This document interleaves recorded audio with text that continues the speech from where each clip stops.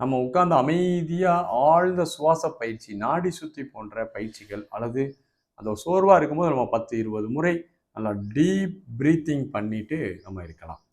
2வது அவங்களுக்கு சொல்லக்கூடிய ஒரு வழிமுறை, வழிகாட்டுதல் என்னன்னா, கண்களை மூடி உட்கார்ந்து தன்னுடைய மனதின் போக்குவரத்தை அனைவருக்கும் அன்பான வணக்கங்கள். நம்மளுடைய லைஃப்ல ரொட்டீனா நம்ம லைஃப்ல வாழ்ந்துட்டு இருக்கிறோம். நம்மளை அறியாமல் பல சிக்கல்கள் நம்மை சுத்தி நடந்துகிட்டே இருக்கலாம். அல்லது நம்ம மனசே நமக்கு ரொம்ப தொந்தரவா இருக்கலாம். வெளியில இருக்கக்கூடிய சூழ்நிலைகள் நமக்கு பிடிக்காம மன உளைச்சல் ஏற்படலாம். அதனால நமக்கு என்னடா வாழ்க்கை அப்படின்னு சொல்லி கொஞ்ச நாள்ல ஒரு சோர்வு ஏற்பட்டுரும். அந்த ஆழமான சோர்வு வந்து நமக்கு ஏற்பட்டு கொண்டே இருக்கும்.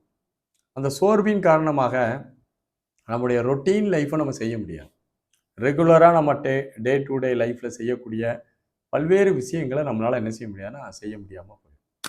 அப்ப இந்த மனச்சோர்வை வந்து நம்ம வந்து எப்படி போக்குறது அப்படிங்கிற ஒரு கேள்வி எல்லா தரப்பு மக்களுக்கும் இருக்கு. அது மாணவர்களுக்கும் இருக்குது, இளைஞர்களுக்கும் இருக்குது, பெரியவங்களுக்கும் இருக்குது.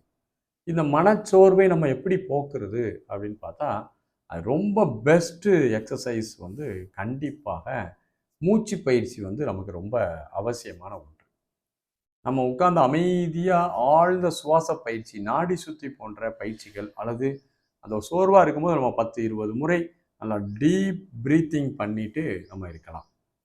2வது அவங்களுக்கு சொல்லக்கூடிய ஒரு வழிமுறை, வழிகாட்டுதல் என்னன்னா, கண்களை மூடி உட்கார்ந்து தன்னுடைய மனதின் போக்குவரத்தை பொறுமையாக விருப்பு வெறுப்பின்றி அதனோடு பின்தொடராமல் கவனிக்கக்கூடிய பழக்கம். அதாவது தியானம். அதுக்கு வந்து விபாசனா என்று பெயர். புத்தருவதை அது உள்முக பார்வை என்று சொல்றார். அந்த விபாசனா தியானத்தை நம்ம வந்து பொறுமையா பண்ணணும். அதுக்கப்புறம் பார்த்தீங்கன்னா, நம்முடைய எதிர்மறை எண்ணங்கள் நமக்கு ரொம்ப அந்த டைம்ல வரும்.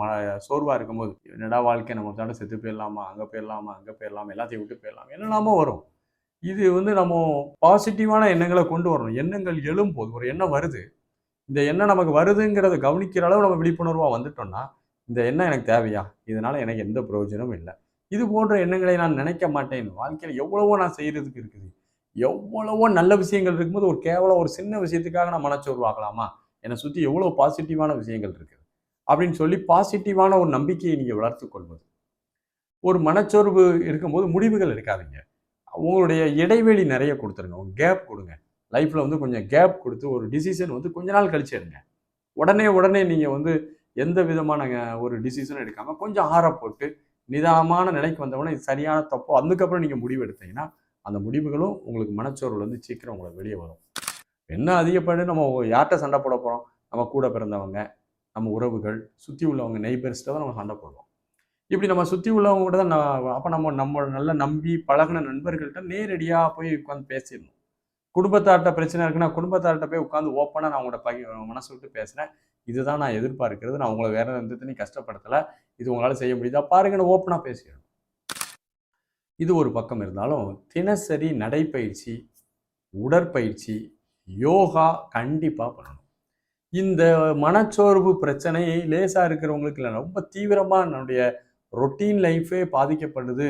என்னுடைய ரெகுலர் லைஃபே நான் ரொம்ப மனச்சோர்வோட இருக்கேன். என்னால வந்து என்னுடைய இயல்பு வாழ்க்கைய, எனக்கான வாழ்க்கைய, எனக்கான வேலைய நான் சரியா கூட பார்க்க முடியல. அதனால எனக்கு நெறைய கஷ்டமா இருக்குது அப்படின்னா, அவர்கள் தினசரி நடைப்பயிற்சி 40 நிமிடம் குறைந்தது நடக்கணும். அமைதியா. அதுவும் காலையில ஒரு 6 மணிக்கு முன்னதாக நடைப்பயிற்சி முடிச்சிடணும்.